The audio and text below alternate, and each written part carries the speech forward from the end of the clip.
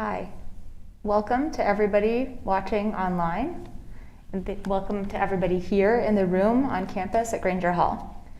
My name is Kelly Tyrell, and I'm really glad to welcome you to this town hall meant for instructors today. I'm the Research Communications Director for University Communications, and since last March, I have been a core member of our COVID response team. I'm here to help lead us through discussion with 4 campus experts who I know are passionate about what they do and want to offer you what you need to make these next few months comfortable, safe, and as successful as possible. We are inviting live questions today. If you're online or you're here in the room and have an internet-connected device with you, you can go to the website go.wisc.edu/August 12th. You can also find that in the YouTube description and on the screen in order to submit your questions. There are a couple of people monitoring, and they will be sending me questions throughout the chat today, and we will try to address as many of them as we can.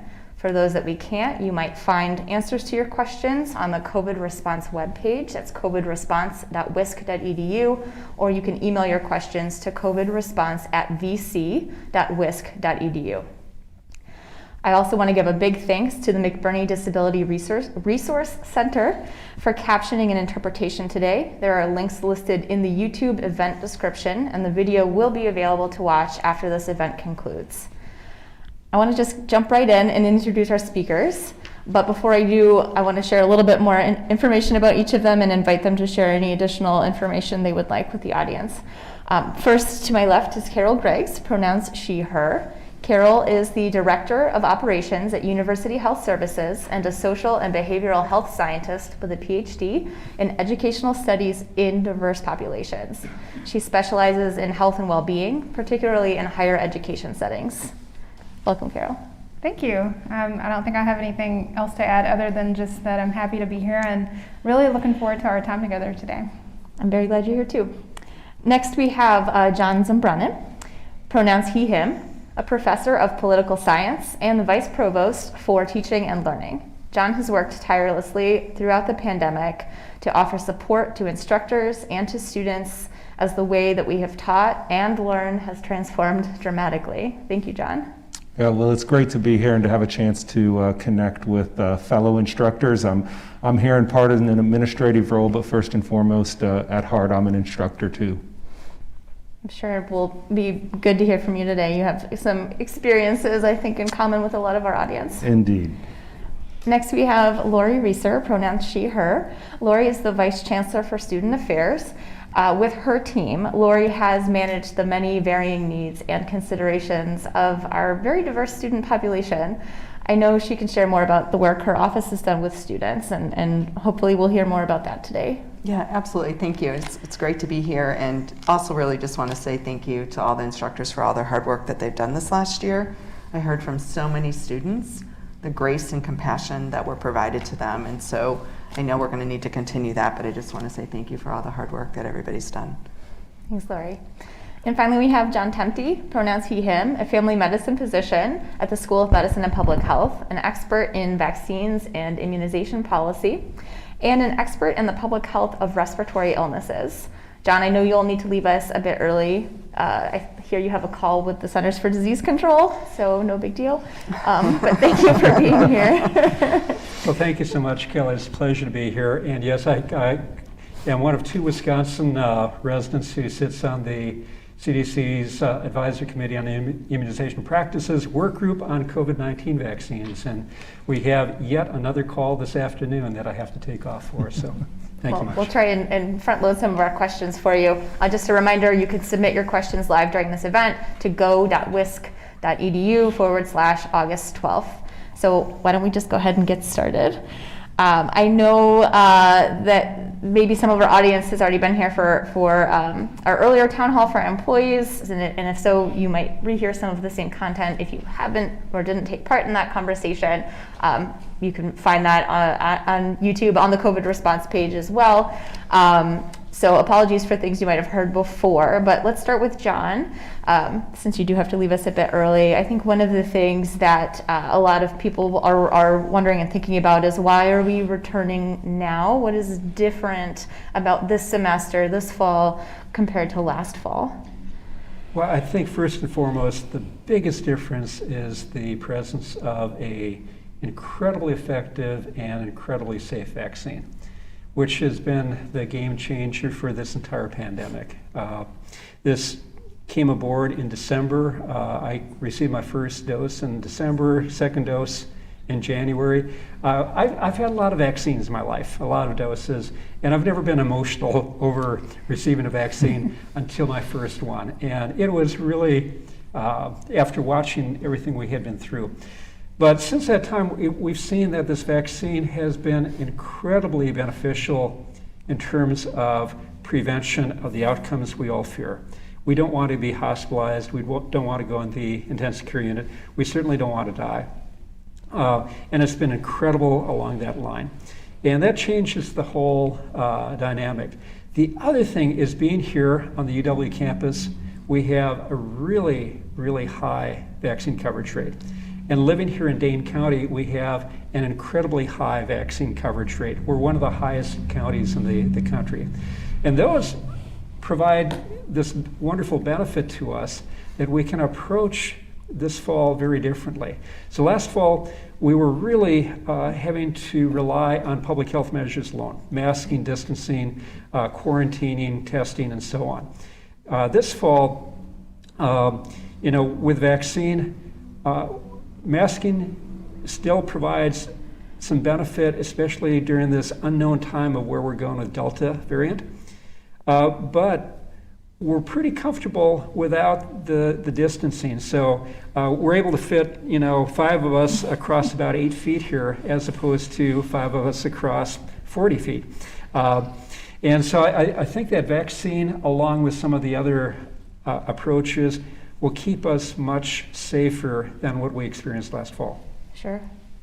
Yeah. Carol, did you want to weigh in? Yeah, sure. I think that also one of the things that we have now is kind of where we are in the life of the pandemic. Surely here at UW-Madison, we have really, really high vaccination rates. But we have been able to see people across the U.S. get vaccinated, which means that this virus actually has fewer hosts potentially that you can transmit through.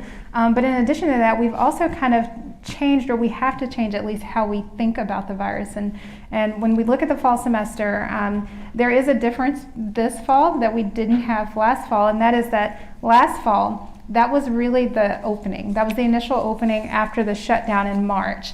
And so what you had was people coming to college campuses, and people wanted to be around other people, and so they were not necessarily all following those public health recommendations.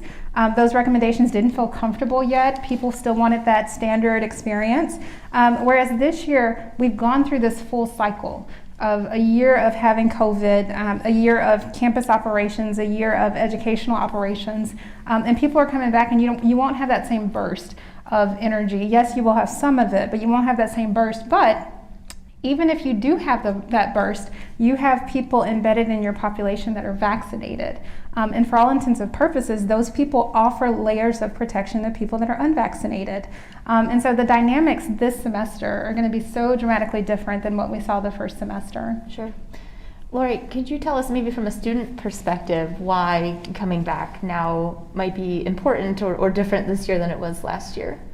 I think students know the loss that they experienced. I mean, we all know the loss that we experienced from not being on campus. And while, again, I think we did amazing work as best we could, and especially to the instructors, to pivot remotely quickly last spring and then certainly for the whole year was phenomenal.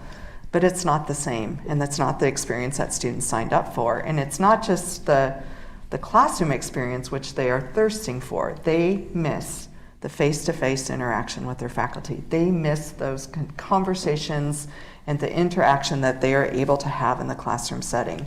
They are absolutely hungry and thirsty for that. At the same time, they also are missing everything else that's part of the collegiate experience. So they miss being a part of student organizations. They miss being a part of activities. They miss all the social things that happen and go along with that. And certainly even our new first-year students, right? It was the same thing, that they didn't have that in high school. And so there are high expectations of them to come back to as this new normal as much as possible. And certainly it's not all students, and certainly there's a lot of anxiety, and we can talk about that a little bit later too.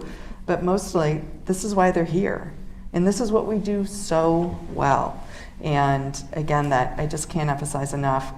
All the students that I'm talking to cannot wait to get back in the classroom and to be in front of their instructors. Yeah, thanks, Lori. I think it's important to keep in mind, especially I think so many of us have been working remotely. If we've had that privilege, a lot of people have not had that ability, but we've been interacting remotely. We've kind of gotten used to it, and we maybe forget sometimes how important those in-person interactions are.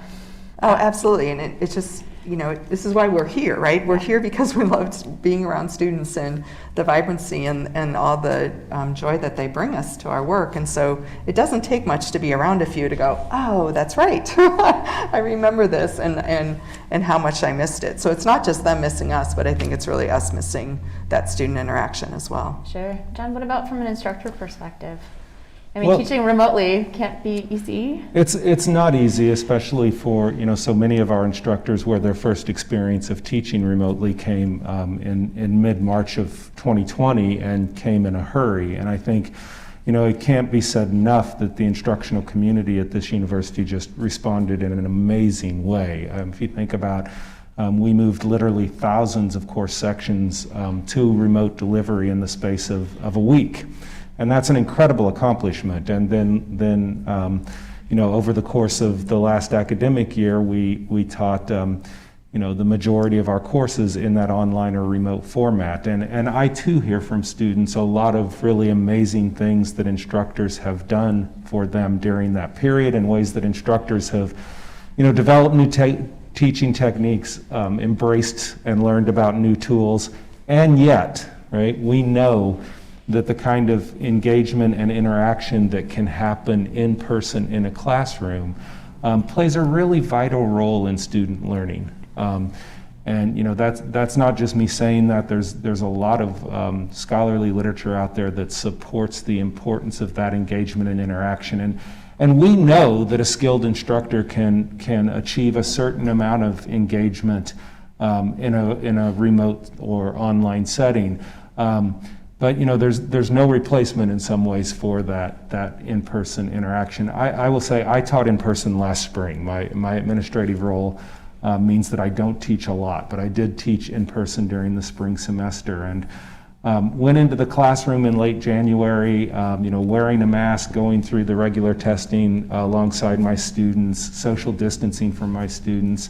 An incredibly odd experience at first for those folks who haven't done it. There is a learning curve to wearing a mask in a classroom and you know, in a larger classroom having a microphone.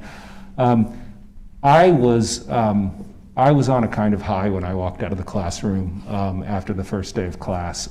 Just that experience of being back and seeing my students in person, having the chance to connect with them, was just absolutely amazing. And for me, you know, the reason I went to graduate school and became a college professor was for that kind of interaction. So, you know, I think that's true for a lot of instructors as well.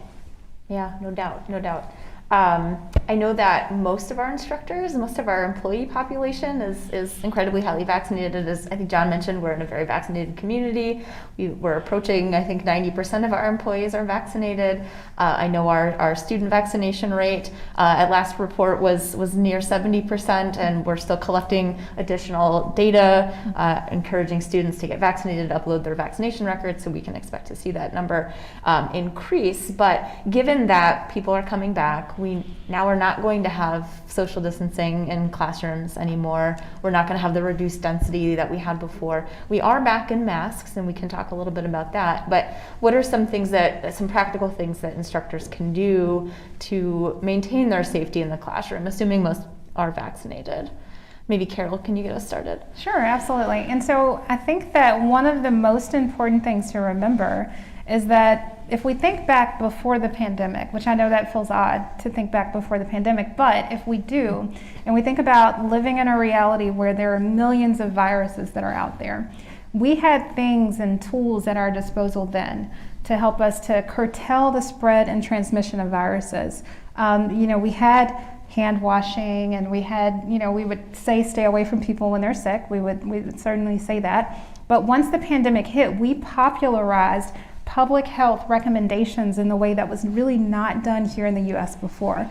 We took public health recommendations and we turned those into policy. And so you had social distancing policies, you had masking policies, and then you had hand washing recommendations and so on and so forth. And when we did that, that helped us in a lot of ways to curtail the spread of SARS-CoV-2. But it's important to remember that even with the introduction of a vaccine, which these vaccines are highly effective, we still shouldn't let go of some aspects of what we learned, right? We have a personal way of managing some of this stuff. We can certainly reduce how many viruses we catch and transmit and so on and so forth by holding on to some of these personal health behaviors. And so that means that there is still a place, right, for masks. There's still a place for, hand washing, and there's still a place for social distancing where you can. The significance of social distancing shifts once you have a population of vaccinated and unvaccinated people. You don't need it in the exact same way, but it does have benefits where you can add it. A person that's vaccinated standing next to a person that's unvaccinated, it's really important to understand that risk is extraordinarily low of you contracting the virus and that being an active live case. That's really low. That's what we refer to as breakthrough if that actually happens. But again, that's very, very rare, and that's very, very low. In fact, even for people that are fully vaccinated, you take your mask off, you're around in society walking around, it's not uncommon for you to have viral particles or remnants in your body. That's not uncommon. In fact, that actually gives your immune system somewhat of a little kick boost if you're actually exposed to live viral cells, because your antibodies start to fight that virus. And it's almost like a little mini booster shot, but I wouldn't go that far and say that that's actually what it is. And so it's not uncommon for you to have that, also meaning it wouldn't be uncommon for you then to go have a PCR test, which is a powerful tool that then would potentially pop up as positive because it did pick up that RNA, even though it's not actually live. And so, when we think about that, we really have to kind of put in context what we're dealing with.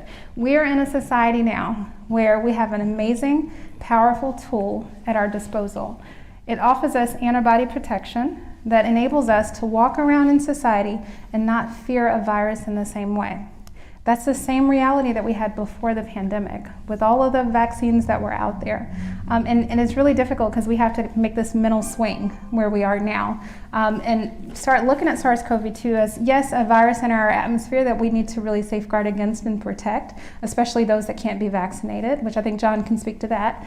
But we do have to think about what it actually means to live in a reality where a virus exists. COVID is not going away.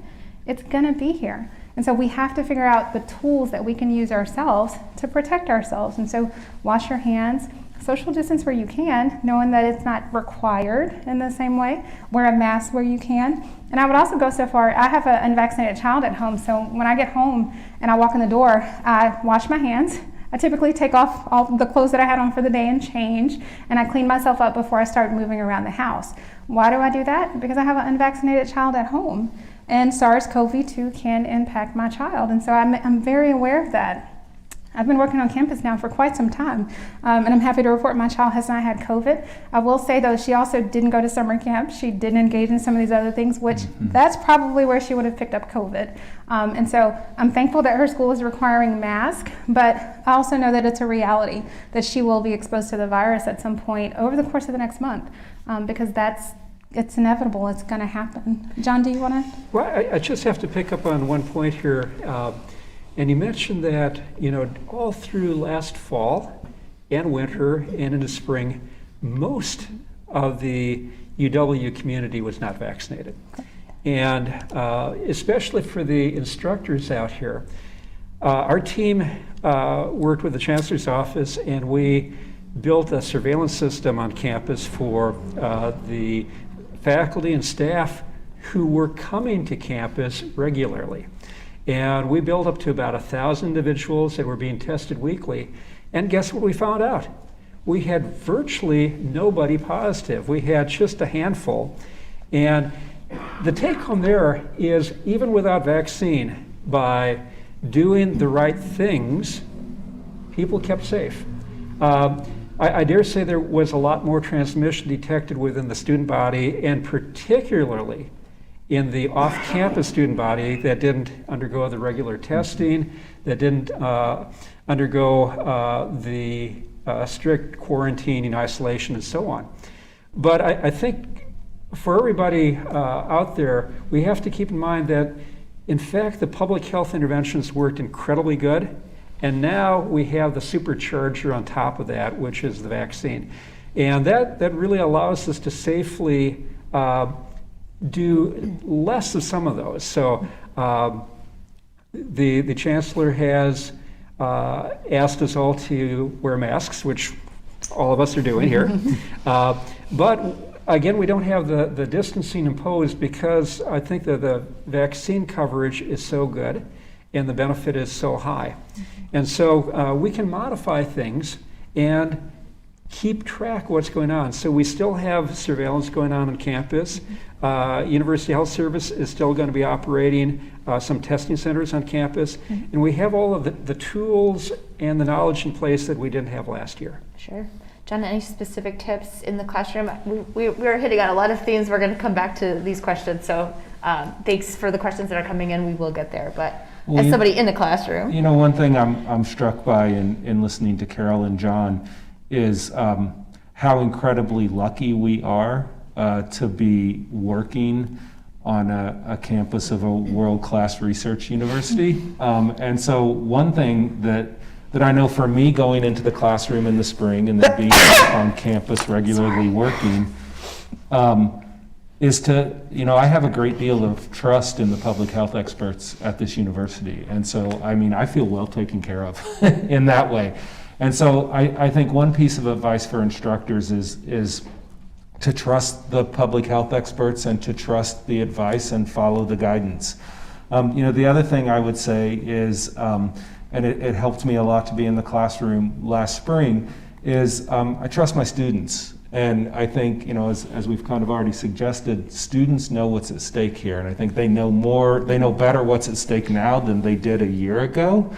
I found the students who I interacted with in class and other students I had occasion to interact with over the course of the pandemic to be remarkably responsible. And the students I talk to now are very eager to come back. And so I think there are, of course, some things instructors can do, but I think part of it is trusting the people around you. And I think on this campus, in this community, we can trust the people around us.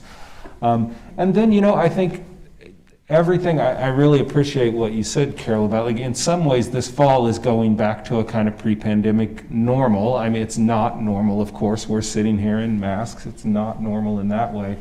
But in many ways, I feel like that's what we're headed back to in the classroom. We all know that if you're going into a classroom full of students, whether they're kindergartners or juniors or seniors in college, that there's some basic ways to take care of your own health, right? And that's, attending to personal hygiene, when keeping a little bit of distance from people when you can. I think all of those things are kind of common sense, normal precautions that we could take. And where I hope instructors can find themselves this fall is that you walk into your classroom, you know that this support of this university is behind you, you do those practical things to take care of yourself, and you have a relatively normal classroom experience. And that's my real hope. That was my experience in the spring. I think that's where we're headed for the fall. Sure, I'm going to take a quick pause, Lori, and we'll get to you. I just want to remind our audience, in case people are just tuning in, you can submit your questions to go.wisc.edu/August 12th. You can also find captioning and interpretation links in the YouTube description, and also a link to the COVID response site where you can find lots of FAQs. But thank you. Lori, I just want to, I absolutely agree with everything that everybody has said. But for those of us who've been on campus for a while, go back to what it felt like when we came back, right? Absolutely. And I think that's the anxiety that a lot of people, everybody is feeling, right? And it's hard to not have this PTSD of, oh my gosh, we're going back, what does this mean? And I can feel that. I can feel that from the students, and they're saying, when are you going to pull the plug? When are you, Yeah. is it going to happen again? What's the criteria? When are you going to do that? And so I just want to name that and acknowledge that. And I think it's really important to think about what will work best for you. So for some employees, for some staff members, it's a little different than instructors. It's like, okay, why don't you come back 1 day a week? Why don't you come back 2 days a week? Why don't you come back and figure out what makes you feel the safest, and to have more conversations with people that are awkward. And that's the other piece too. It's all socially awkward, right? So we all feel weird and like, okay, do I shake your hand? Do I touch you? Do I not? I mean, there's just this whole level of weirdness, I think, right now as a result of that for some people really adds very severe anxiety to them. And for all of us, it just makes it just awkward. And so, again, there's no easy answers and there's no solutions, but I just think it's important to recognize that I agree with the hope, I agree with the positivity, and to acknowledge that it's going to take a few steps. And sometimes I think it's just pushing through, right? I'm sure you probably had all that anxiety on that first day, and you just have to push through it and go, I'm okay. Yeah. I'm okay, and so. And I also would just say the anxiety doesn't completely go away. Exactly. You're still walking into your office, you're walking into a classroom with a mask on, talking to a group of people who are also masked. It's a constant reminder that this virus is amongst us. And so I think too, that's important. And I will say in my own experience, that anxiety and just that sense of weirdness, it kind of comes back in waves. Right. Oh, wait, this is unusual still. Yeah. Right? And so, that's. And everybody's kind of going at different points, right? So some have been around for a while and some just got here. And again, then we're going to add the student layer. And again, remember, and I love our students, but 18 to 22-year-olds, right? They just have a level of awkwardness altogether, right? And now we've added these 10 more layers. So again, their anxiety and stress, and they're not sure how to respond to their instructors. They're not sure how to respond to each other. So again, it legitimizes how hard this is for everybody, which means more self-care, which means, putting good boundaries on ourselves, and hopefully increasing and maintaining that compassion and grace that we've all had for each other. If there's one takeaway, I think that's the patience and kindness that we all have to bring into this situation, and just not knowing what everybody's really dealing with and how hard this all is for everybody. Yeah, that's really critical. And you mentioned the awkwardness of masks, but I like to think of masks as this is a sign that I care about you, that I'm taking a step to look out for you. I know I'm vaccinated. I know my risks are very low of contracting COVID-19, of getting very sick from COVID-19, and yet I put this mask back on in consideration of my entire community.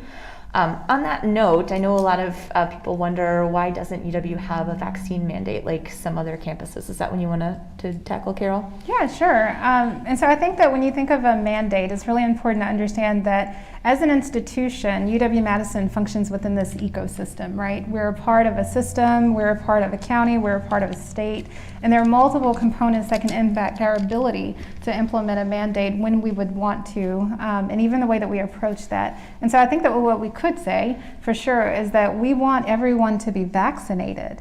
That is what lives at the core of a mandate, is the desire for people to be vaccinated, and the why behind that is because vaccines work. These particular vaccines offer the highest level of protection, and that's really what we want for everyone. And so I think that there are a couple things that impact your ability to have mandates. Right now, a lot of organizations are wanting that, but the mere fact that these vaccines don't have full FDA approval that's a bit of a hiccup. That's something you have to overcome.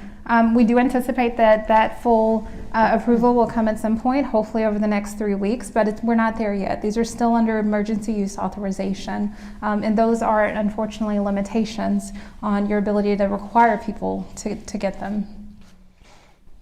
Anything to add to that, John?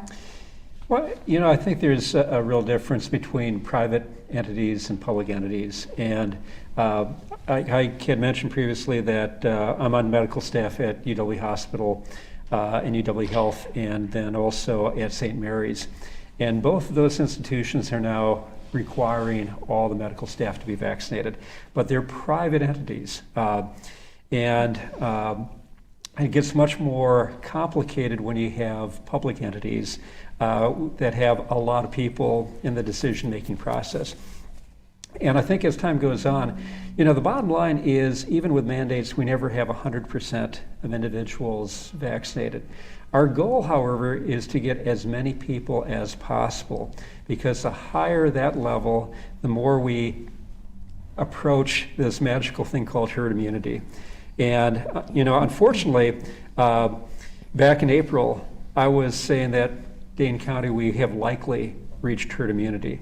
And I think it was accurate at that time because we saw the numbers coming down.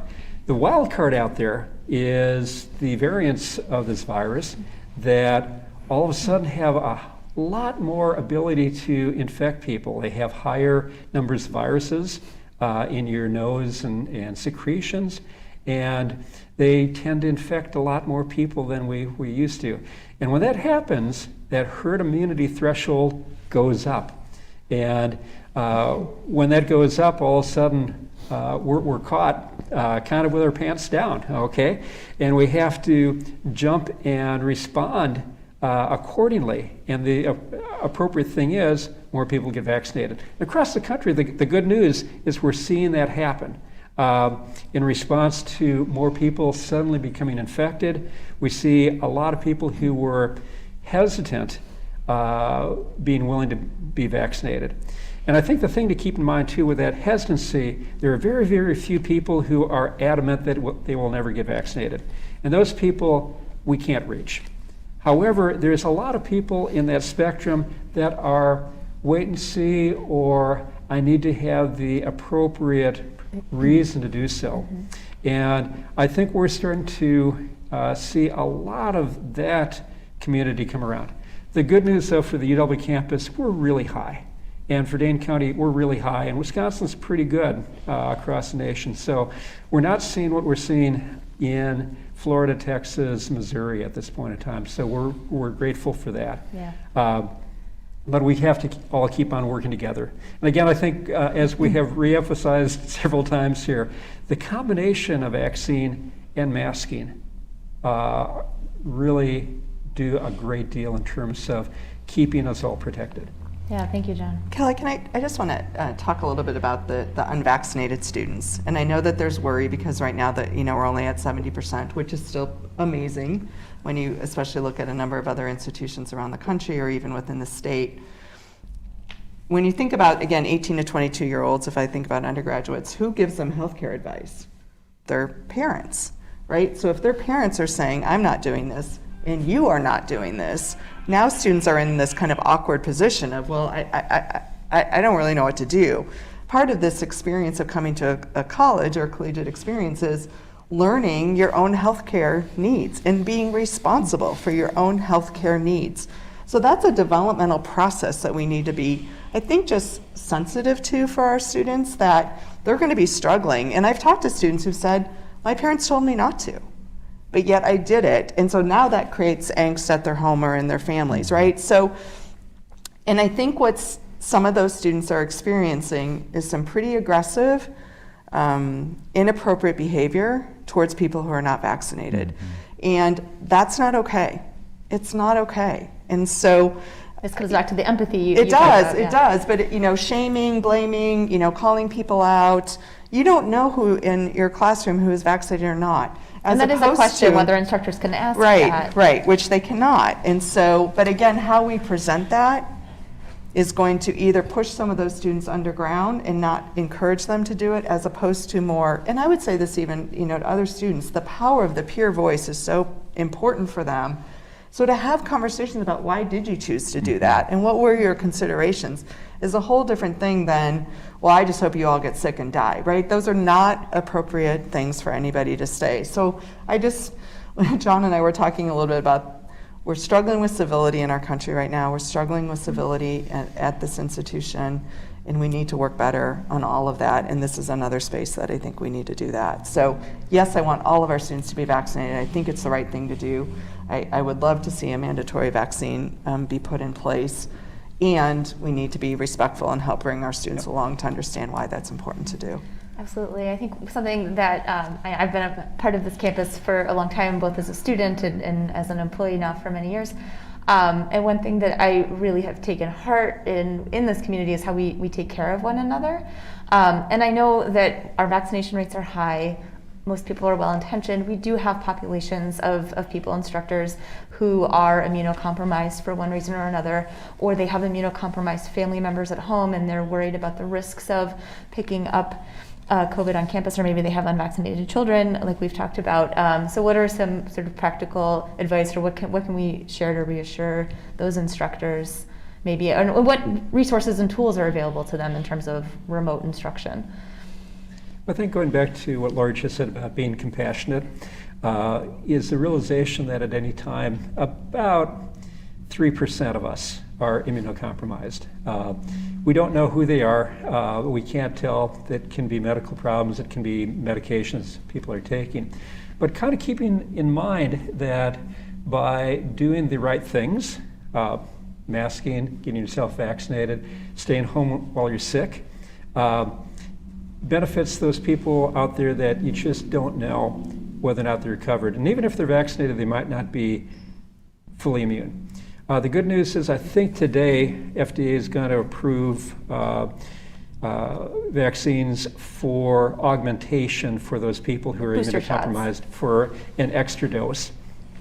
And that's going to help along that line, but I think it still goes back. And I think the other thing to kind of keep in mind when I say staying home when you're sick, my guess is a lot of our instructors, a lot of our faculty, a lot of our graduate teaching assistants have children at home. And once they're back in school, and particularly if they're in a school that doesn't have strict masking, we're going to see more and more other respiratory viruses. And so I think we have to confront the idea that some of our instructors are going to come down with respiratory illnesses this fall. And I think going back to that compassion, from the HR standpoint, we have to have that license to stay away from work while ill. I think that's going to be a really important concept out there. And working in, also having the ability to get tested for COVID. If they're negative, that doesn't necessarily give you a green light to run back into the classroom. You might want to wait a little bit until the majority of your symptoms are abating and getting better, but just kind of keeping that in mind as well. So there's a lot of complicating factors that we're going to deal with this fall as we're trying to confront this. Kelly, can I piggyback this because I want to make sure I use John's medical brain while he's here. I think the other challenge, I know you'll want to talk about this too, John, is what I'm hearing also from students is how to manage that in the classroom, right? Because we're going to give mixed messages.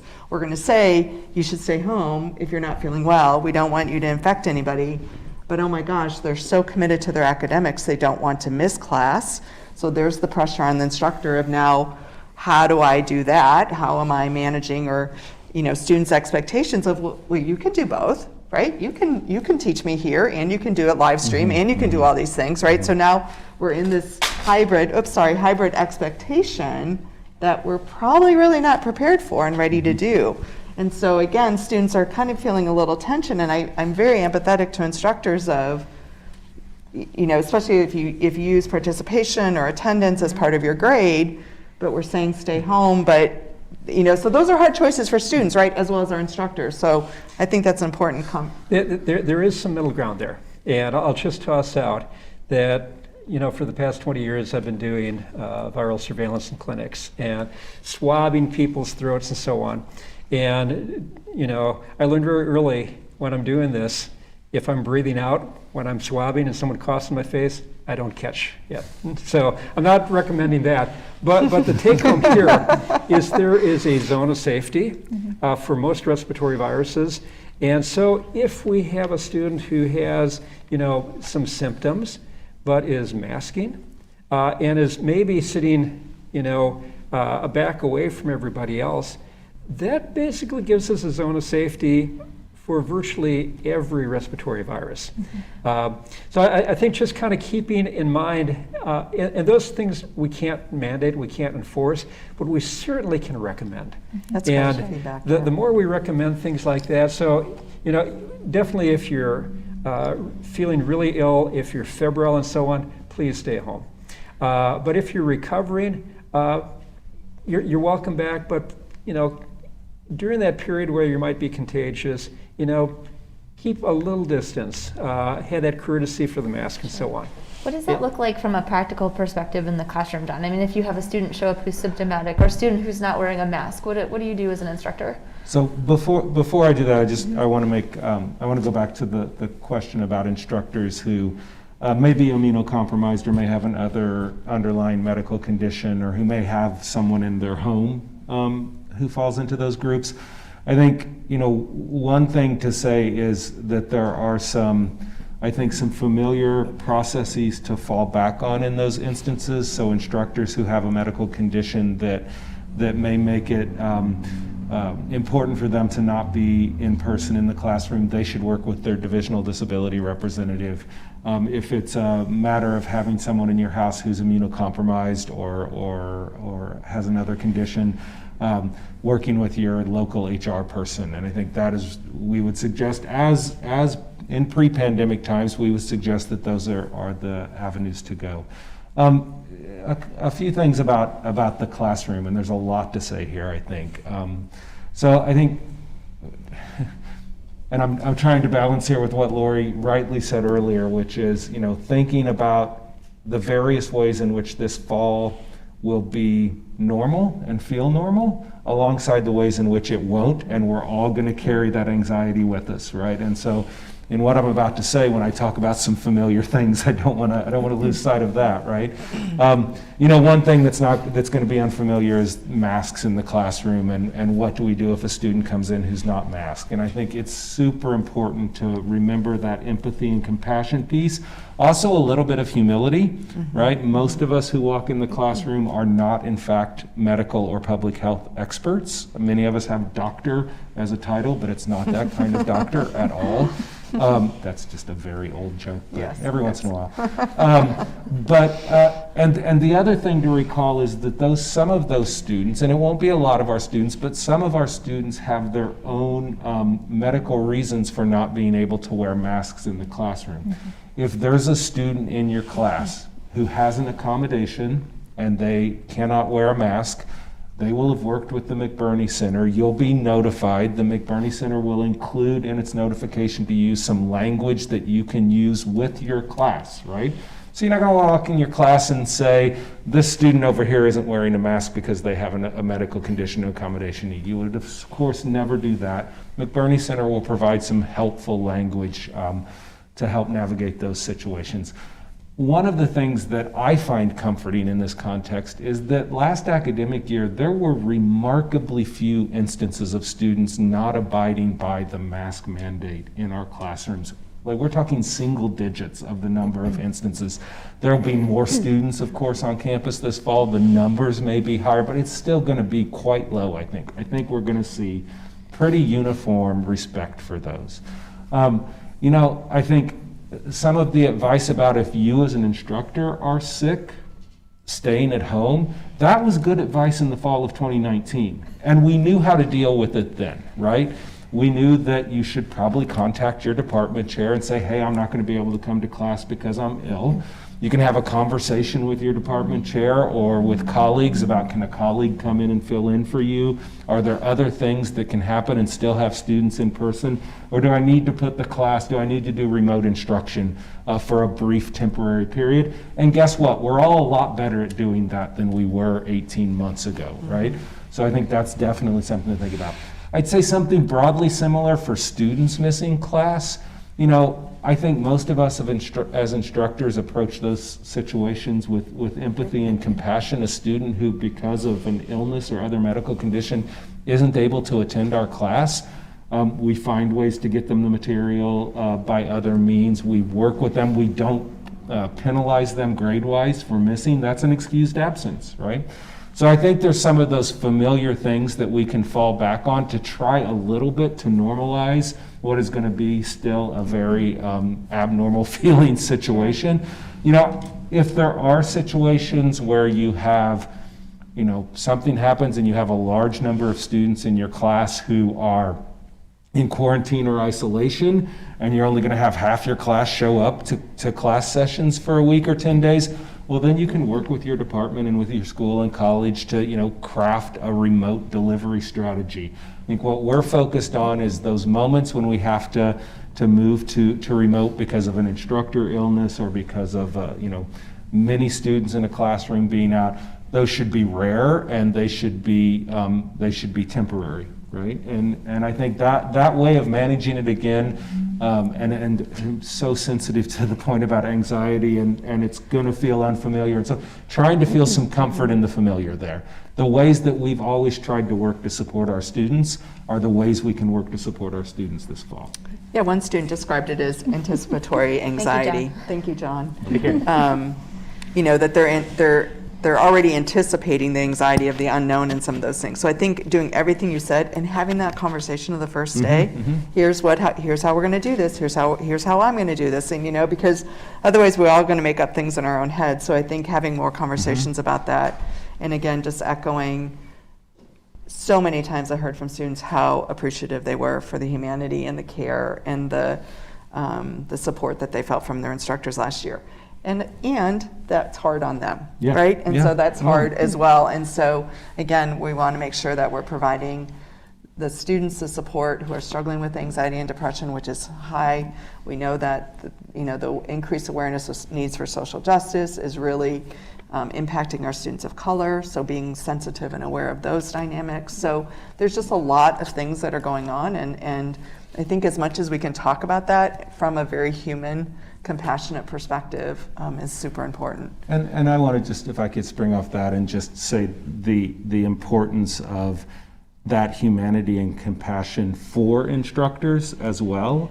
You know, I think our instructors— You are human. Exactly. Students just need to remember that. In so many instances, our instructors have gone above and beyond in supporting students, and yet all of our instructors and all of us are living through this situation as well. And so I think recognizing that we need to support one another, and that way we need to turn for support to the sources of support we have on campus.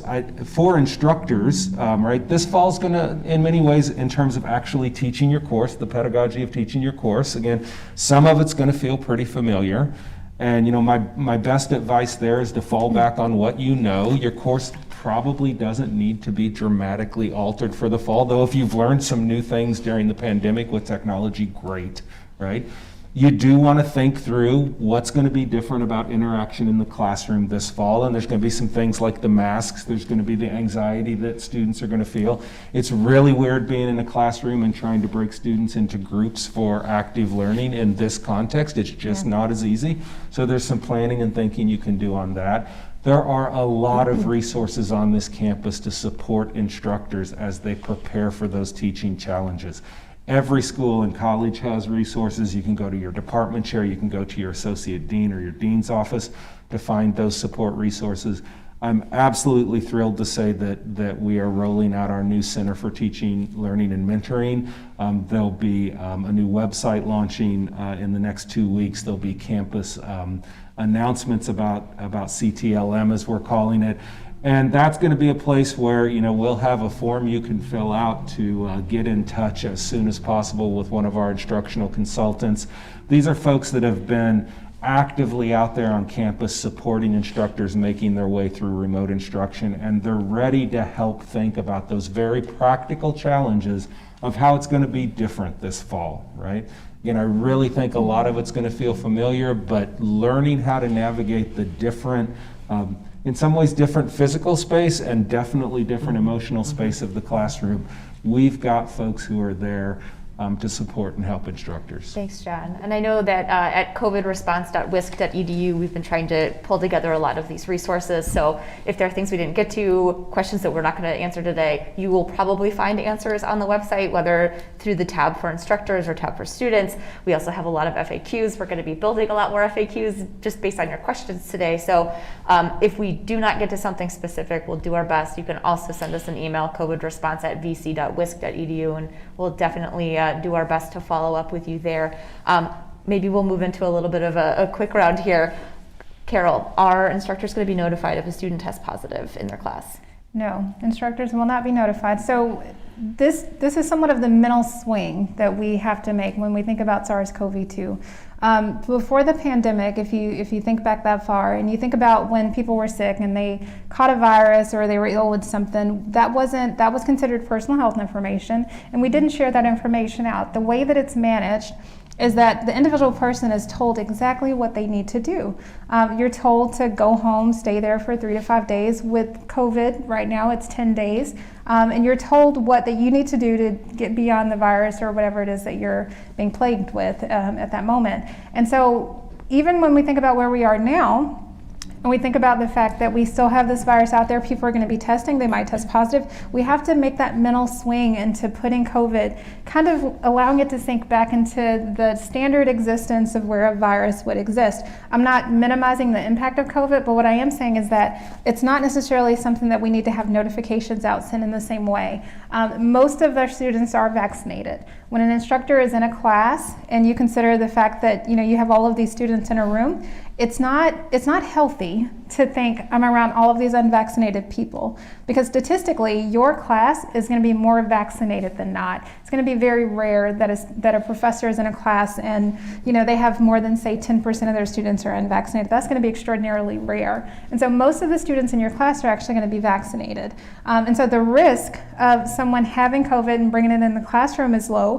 But even if they were to do that, let's just say hypothetically that they do, the risk of them transmitting it to someone else, especially while we all have masks on, is exceedingly low, exceedingly rare. And so we are at this point treating COVID like a standard virus, a standard illness. We'll speak directly with the student and we'll do contact tracing and all that fun stuff, but we will not be sending out notifications. Sure, thank you.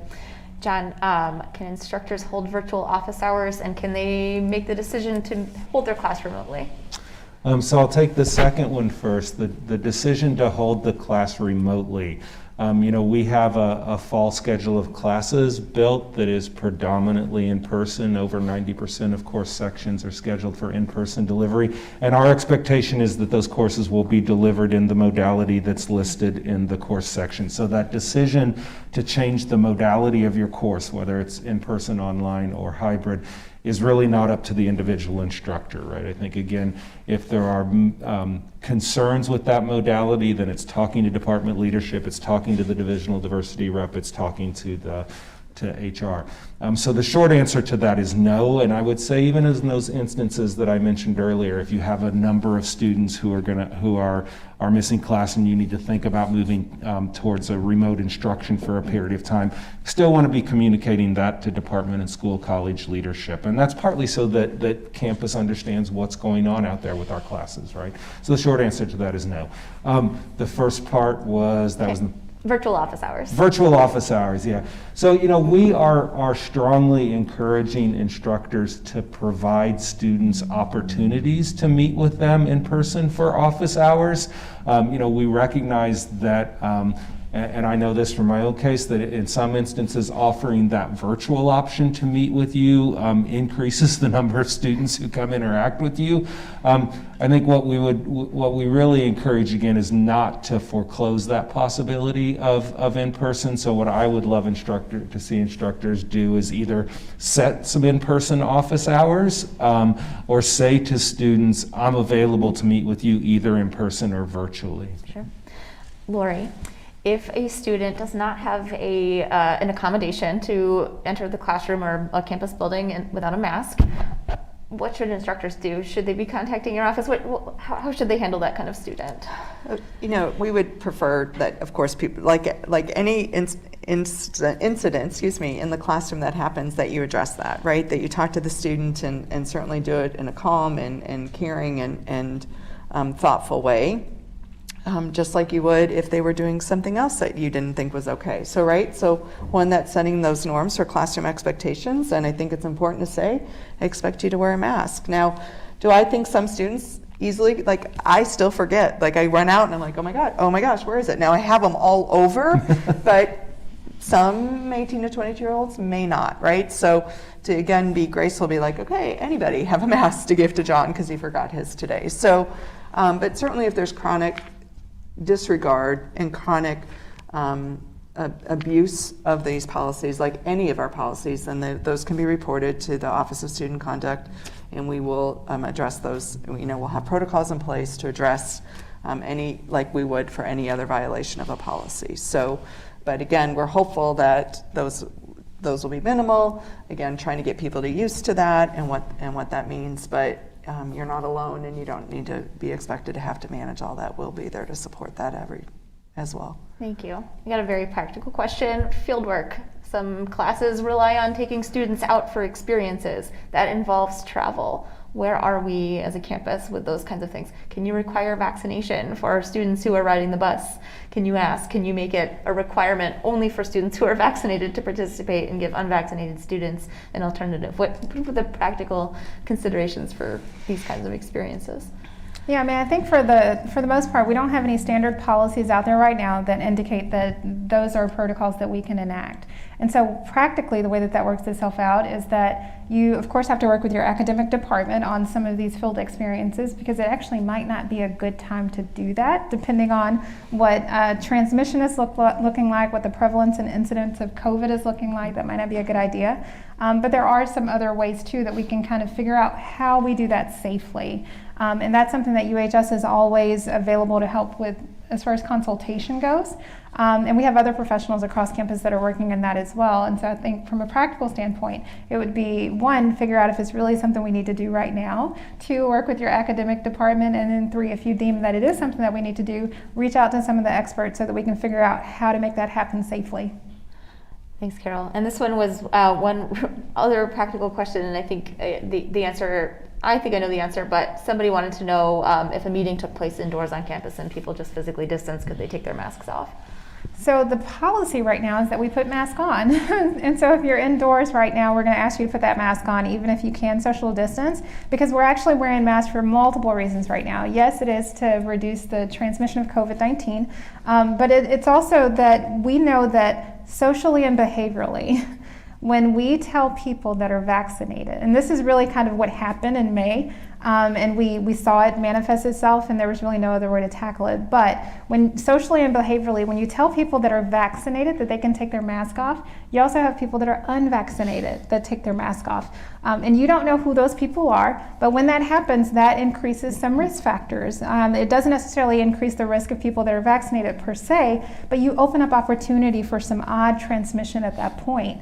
And so even if you are in a meeting, everyone's social distancing, but let's say that you do have one person that's unvaccinated. Right now our protocol is that even that a person that's unvaccinated, and actually this was before the universal masking, the person that's unvaccinated is still supposed to wear a mask when they're indoors around other people. And again, that's so that we can offer those layers of protection. And so the answer is right now is no, you should not do that, because everyone should have a mask on. And we'll still have to have conversations about the way that we safely do those kind of things, even post the Delta surge.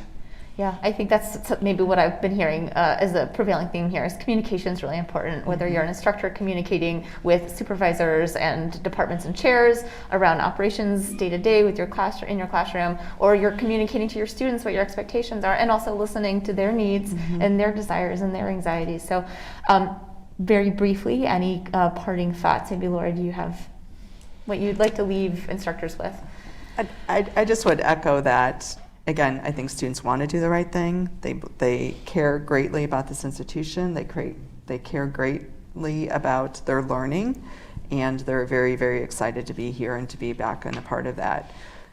They're still, again, for undergrads, most undergrads are between 18 and 22. They're still learning. They're still developing all these things. So, so I think this just grace and compassion and kindness would be the three things that I would say are so important for all of us to acknowledge. Thanks, Lori. John? I think one thing is just again, to express the deep gratitude that I feel to the instructional community and that I know our students feel to the instructional community for what they've done. And I think the other thing is that, none of us are in this by ourselves, and there's a lot of support out there to reach out for. Great, thank you. And Carol? Yeah, I think that it's really important to consider the difference between individual health and community health, and to remember that some of what we do is for community health. And so when we think about risk, and the reason I say it that way, when we think about risk, we all started out in this pandemic with the same, for all intensive purposes, the same risk. We all could equally contract SARS-CoV-2, have the virus and transmit it on to other people. And then we had a vaccine, and that reduced the risk dramatically of all the people that got vaccinated, right? The risk of the people that are unvaccinated was the same, but the risk of the people that became vaccinated really, really did dramatically drop. And so the reason I say it that way is because if you are one of the people that chose to be vaccinated, you really need to not only accept the benefit of the vaccine, but trust it. You have the highest level of protection. Even if you have a quote-unquote breakthrough case, it's okay. We will get through this. That can mean a lot of things. It might be true. It might be just viral particles. It could be a lot of things. But just trust the fact that you have the highest level of protection. Thank you, Carol. I know we are running up against time. If there are things we didn't get to today, again, go to covidresponse.wis.edu. We'll be answering more questions there. I know these three are just tirelessly working to answer questions and participate in more discussion. We have a lot more campus messages to address a lot of your concerns upcoming, and expect to see more of that as the semester approaches. Otherwise, this YouTube video will be available later. You can watch the one from earlier with more public health guidance. And otherwise, I know that we are running up against a fall that will promise to be like none other before. So thank you, panelists, for being here, and thank you for everybody tuning in. Be safe and be well.